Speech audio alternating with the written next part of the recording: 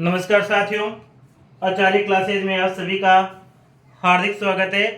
आज हम कक्षा 2 के अध्याय प्रथम का दूसरे श्लोक के बारे में बातचीत करेंगे। और दूसरा श्लोक है हमारा कजल मलिनम धूमम मुंचति सत्सत्यानाम वाष्पयानमाला संधावती वित्रंति ध्वनम यननम पंक्त्यो वान्ता कठिनम संचलनम शुचि पर्यावरणम। यानी दूसरा श्लोक क्या है? कजल मलिनम धूमम मुंचति सत्सत्यानाम वाष्पयानमाला संधावती वित्रंति ध्वनम। फिर क्या है? यननम पंक्त्यो वान्ता कठिनम संचलनम शुचि। तो इसका अर्थ क्या होता है साथियों?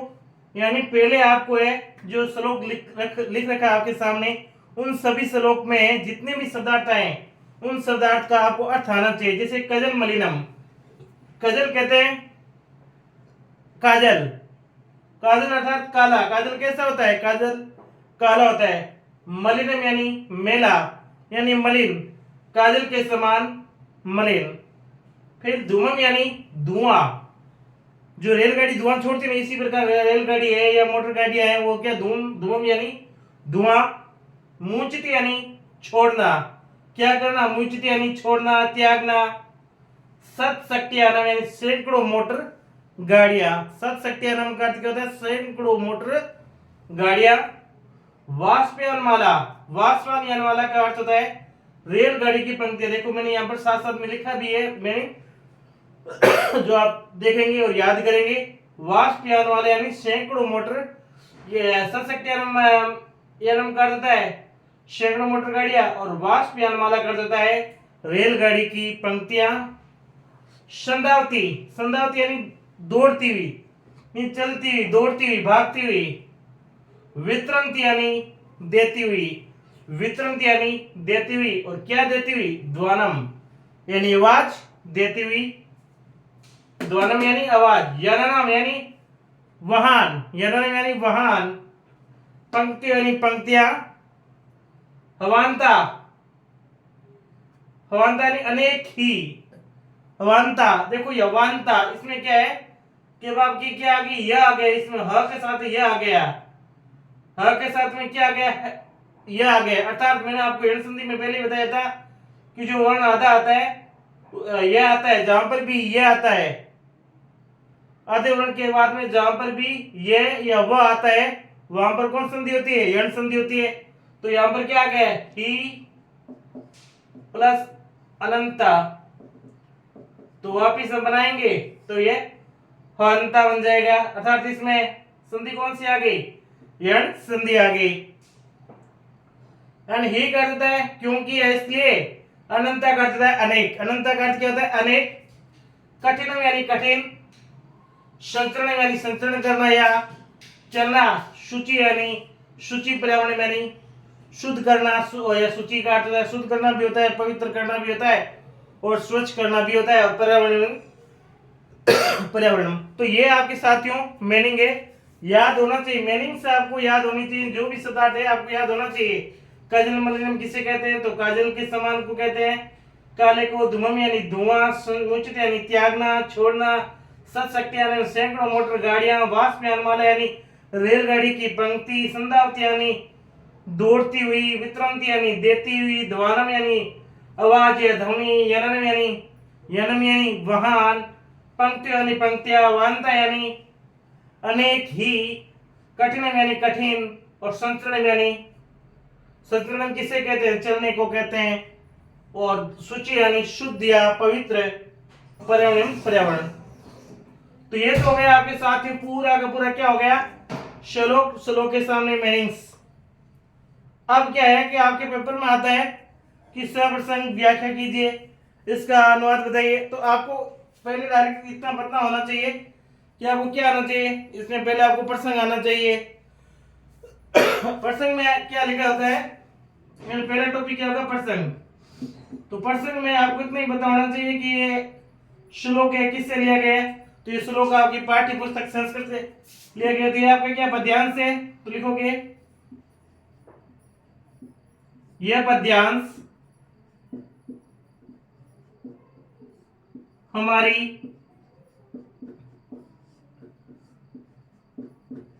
पाठ्य पुस्तक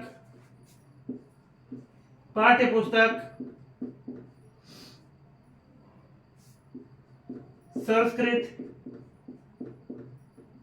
के अध्याय कौन सा है? सूची पर्यावरण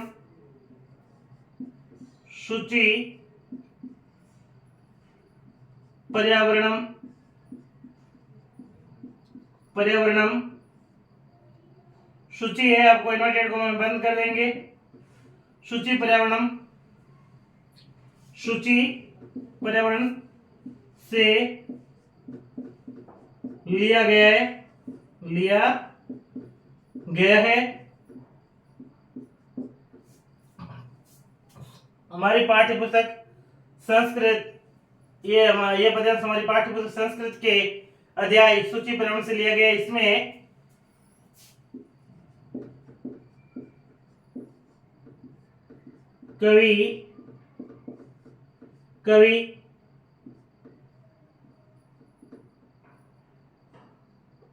कवि कहते हैं, नहीं इसमें रहने दो।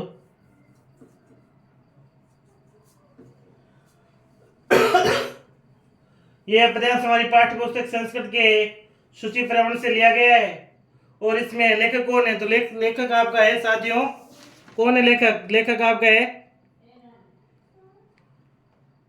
इसमें आपका लेखक है कवि हरिदत्त शर्मा। लेखक कौन है? कवि हरिदत्त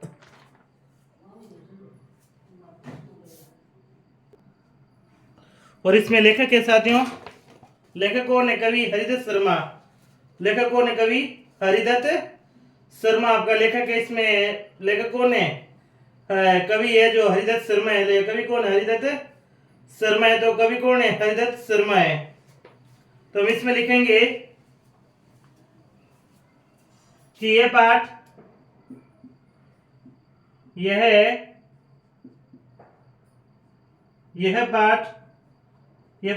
कौन है? यह पाठ कवि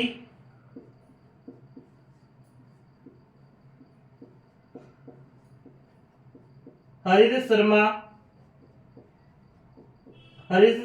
शर्मा है। कवि हरिदत्त शर्मा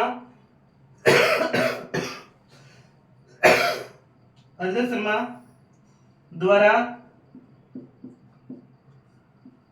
रचित किससे लिया गया? ये रचित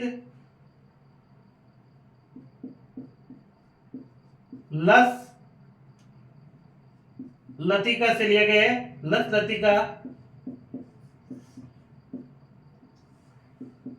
लतिका रचना संग्रह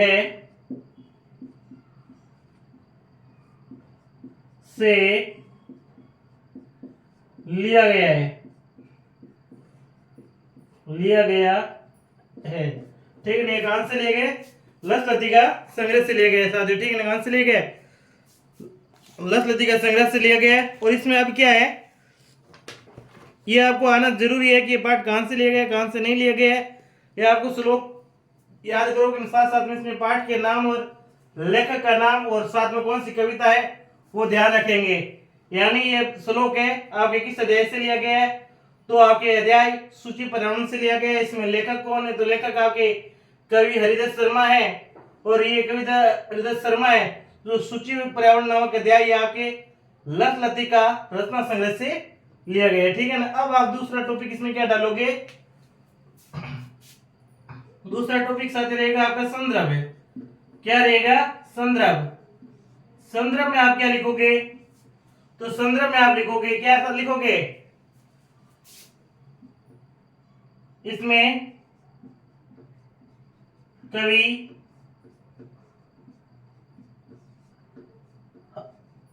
हरिदत्त शर्मा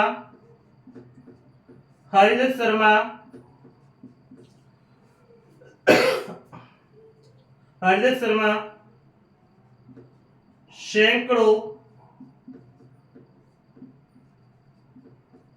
मोटर गाड़ियों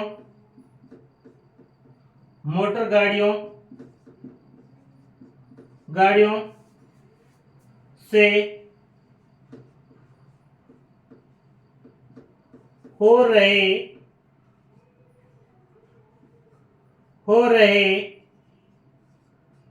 पर्यावरण प्रदूषण से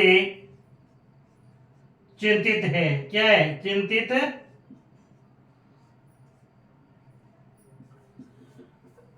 ठीक है ना? तो क्या लिखोगे कि प्रश्न तो आपने लिख लिया। ये पद्यांश हमारी पाठ्य पुस्तक संस्कृत के अध्याय सूची पर्यावरण से लिया गया। ये पाठ कवि हरिदास शर्मा द्वारा रचित लस लतिका रत्न संग्रह से लिया गया। फिर संदर्भ क्या लिखोगे कि इसमें कवि हरिदास शर्मा क्या कहते हैं संदर्भ में कि इसमें कवि हरिदास शर्मा सैकड़ों मोटर गाड़ियों से हो रहे पर्यावरण प्रदूषण से चिंतित है। अब क्या लिखोगे साथियों, क्योंकि व्याख्या पूछेंगे इसका अर्थ व्याख्या सहित अर्थ कीजिए। तो तीसरा टॉपिक रहेगा आपका व्याख्या लिखते हैं चाहे आप भावार्थ लिख दें। तो भावार्थ तीसरा चैप्टर क्या रहेगा? भावार्थ रहेगा। क्या रहेगा? भावार्थ। यानी कजल मलिनम काजल के समान। कजल मलिनम यानी काजल के समान।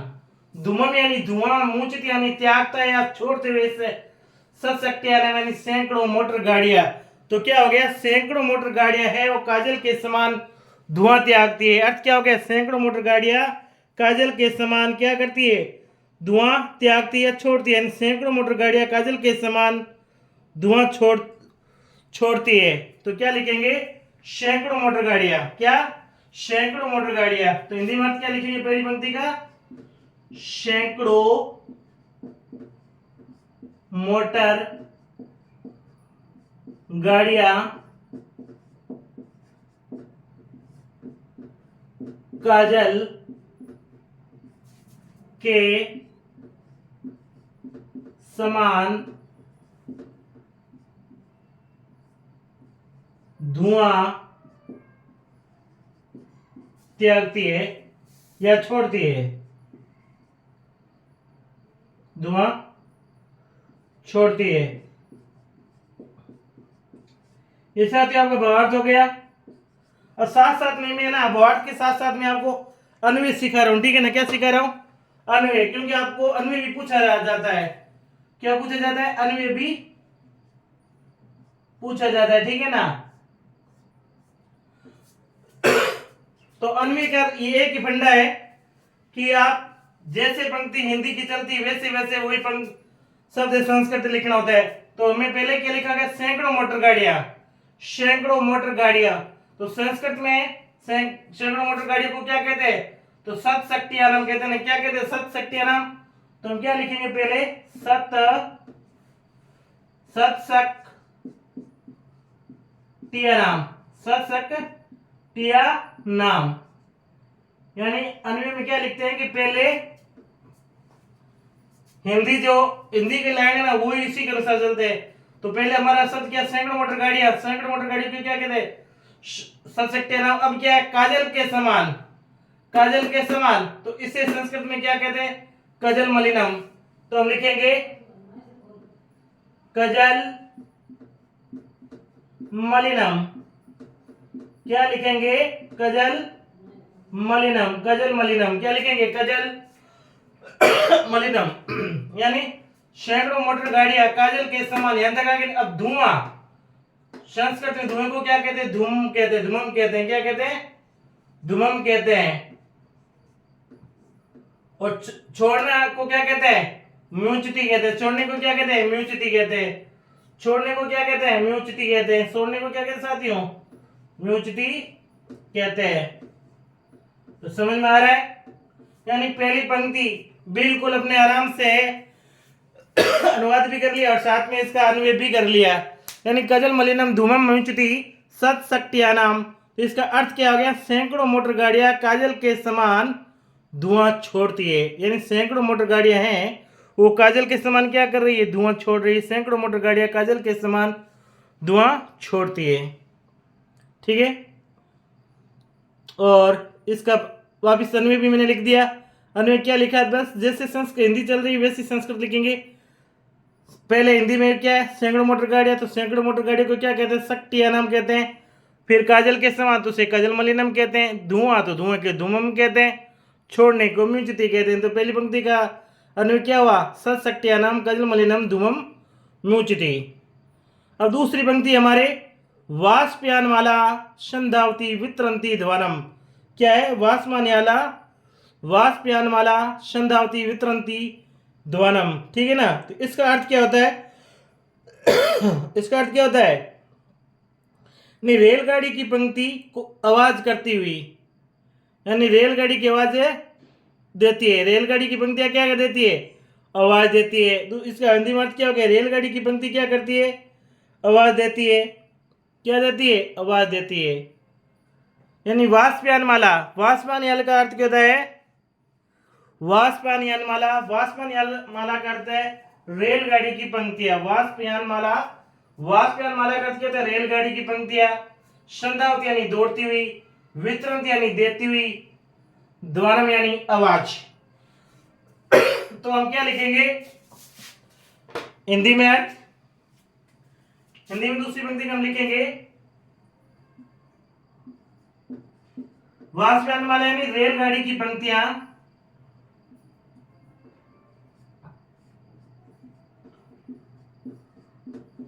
रेलगाड़ी की पंक्तियां, रेलगाड़ी की पंक्तियां, रेलगाड़ी की पंक्तियां, रेलगाड़ी की पंक्तियां क्या करती, रेलगाड़ी की पंक्तियां दौड़ती हुई ध्वनि छोड़ती है, दौड़ती हुई ध्वनि देती है। क्या करती है, रेलगाड़ी की पंक्तियां दौड़ती हुई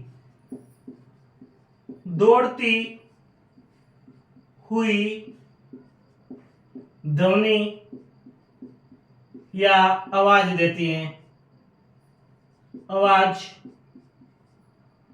आवाज करती है या देती है, ठीक है ना, आवाज करती है या देती है। क्या हो गया, रेलगाड़ी की पंक्तियां दौड़ती हुई ध्वनि करती है या आवाज देती है, कोलाहल करती है। वाष्पयानमाला यानी रेलगाड़ी की पंक्तियां, ठीक है ना, वाष्पयानमाला रेलगाड़ी की पंक्तियां, संधावती यानी दौड़ती हुई, वितरंती यानी देती है, ध्वनम यानी आवाज। इसका अन्वय क्या लिखेंगे साथियों, इसका हम अन्वय क्या लिखेंगे, इसका अन्वय इस प्रकार से लिखेंगे, देखो जैसे हिंदी की पंक्ति चल रही है वैसे वैसे हम संस्कृत लिखते रहेंगे। देखो ये अन्वय लिखा मैंने, क्या लिखा अन्वय। अब रेलगाड़ी की पंक्ति है मैंने लिखा पहले, तो वापस रेलगाड़ी की पंक्तियों को क्या कहते हैं, वाष्पयानमाला। तो हम लिखेंगे वाष्पयानमाला, क्या लिखते हैं, वाष्पयानमाला, वाष्पयानमाला, क्या लिखेंगे, वाष्पयानमाला, ठीक है ना। रेलगाड़ी की पंक्तियां वाष्पयानमाला। अब क्या, दौड़ती हुई तो क्या कहते हैं, संधावती। मैंने लिखा है ना, दौड़ने को क्या कहते हैं, संधावती। वाष्पयानमाला संधावती, वाष्पयानमाला यानी संधावती, बिल्कुल इस प्रकार से वाष्पयानमाला संधावती।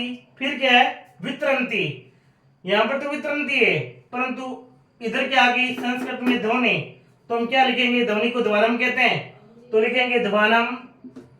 संस्कृत में ध्वनि को क्या कहते हैं, ध्वनम। अब देती या करती को क्या कहते हैं, वितरंती,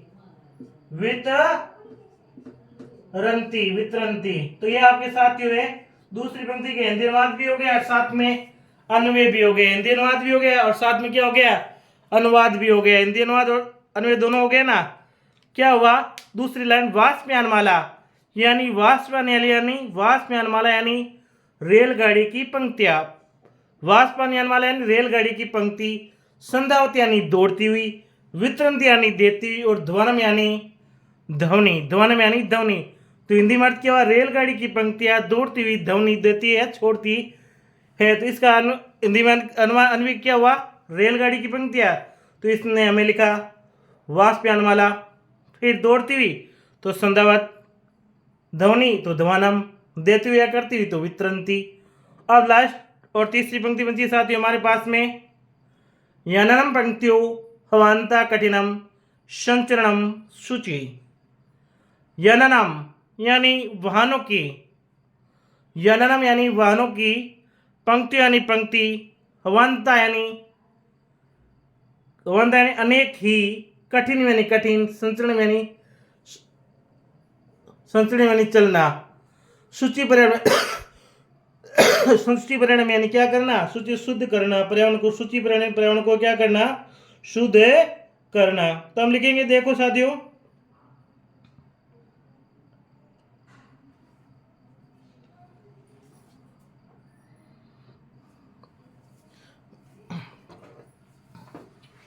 तो हम क्या लिखेंगे, यननम।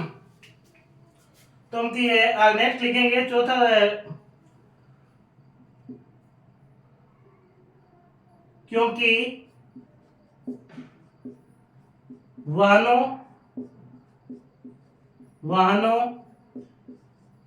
की अनेक पंक्तियां हैं, अनेक पंक्तियां हैं, इसलिए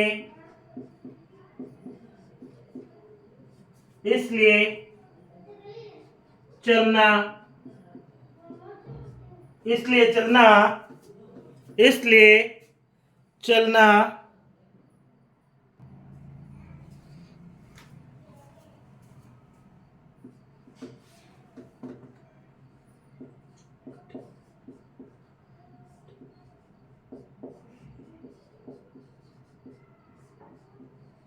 हो गया है। तो क्या है, क्योंकि वाहनों की अनेक पंक्तियां हैं इसलिए चलना कठिन हो गया। फिर वापिस सूची पर्यावरण। तो सूची पर्यावरण को क्या कहते हैं, पर्यावरण को शुद्ध करना चाहिए। तो पर्यावरण को शुद्ध करना चाहिए, पर्यावरण को क्या करना चाहिए, पर्यावरण को शुद्ध करना चाहिए। तो ये साथियों आपका ये हो गया अनुवाद। अब हम अन्वय कर लेते हैं। क्योंकि, तो क्योंकि वापिस हम लिखेंगे अन्वय। क्या लिखेंगे, अन्वय। तो साथियों पहले क्या, क्योंकि को मैंने क्या कहा, इसमें अब पहले मैंने आपको ये इसका टुकड़ा करके बताया था ना, ही अनंता, ही यानी क्योंकि, अनंत अनेक। तो क्योंकि यानी ही, क्योंकि यानी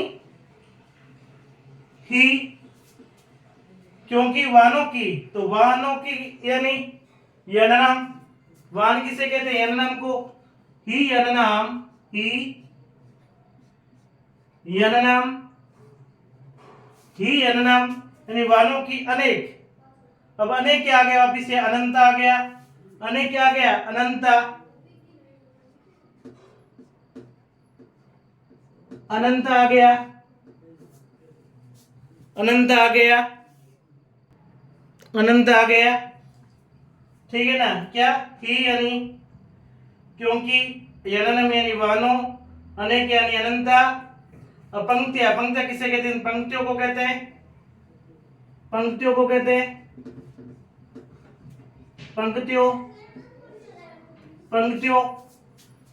अब इसलिए चलना क्या हो गया, कठिन हो गया।